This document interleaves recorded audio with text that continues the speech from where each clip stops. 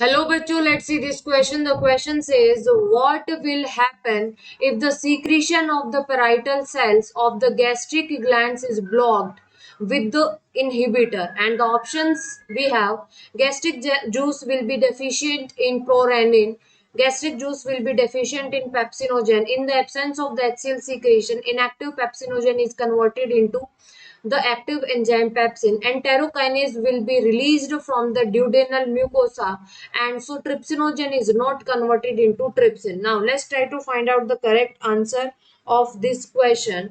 तो जो क्वेश्चन है का की कॉन्सेप्ट है, it is related with the secretion of parietal cells. And जो पेराइटल सेल्स हैं, पेराइटल सेल्स का जो दूसरा नाम है ये है oxyntic cells. Now let's try to find out the correct answer of this question. अगर मैं क्वेश्चन की बात करूं तो जो पेराइटल सेल्स हैं, पेराइटल सेल्स और जो ऑक्जेंटिक सेल्स हैं, जिनको हम ऑक्जेंटिक सेल्स भी बोलते हैं, ये जो रिलीज करती हैं, ये रिलीज करेंगी HCl, that is hydrochloric acid.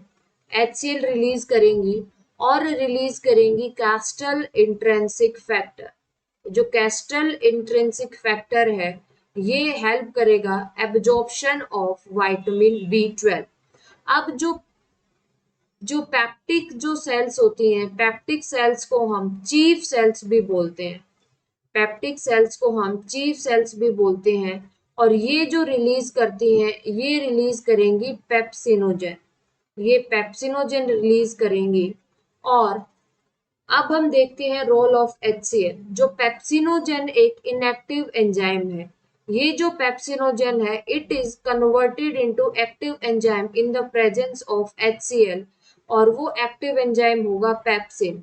अब ये जो पेप्सिन एक प्रोटियोलाइटिक एंजाइम है that is related with the digestion of protein, जो कि प्रोटीन को किसके अंदर ब्रेक करेगा, ये ब्रेक करेगा पेप्टोन्स के अंदर एंड प्रोटियोसिस के अंदर, पेप्टोन्स के अंदर और प्रोटियोसिस के अंदर। Now let's try to find out the correct answer of this question. तो फर्स्ट ऑप्शन है gastric juice will be deficient in prorenin. Prorenin का कोई भी रिलेशन नहीं है HCl से। Gastric juice will be deficient in the pepsinogen.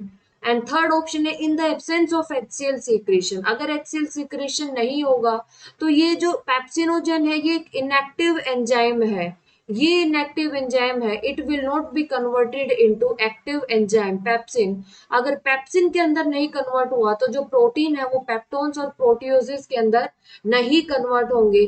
इसका मतलब जो डाइजेशन ऑफ प्रोटीन के ऊपर इफेक्ट पड़ेगा, digestion of protein will be affected. ठीक है। So the correct answer of this question is option number third is the correct answer. जो option fourth है enterokinase will not be released from the duodenal mucosa and trypsinogen is not converted into trypsin. जो enterokinase है ये release होगा intestine के अंदर और ये convert करेगा trypsinogen को trypsin के अंदर, लेकिन इसका कोई भी effect नहीं होगा HCl के ऊपर। So the correct answer of this question is option number third is the correct answer. I hope you understood this question very well. Best of luck.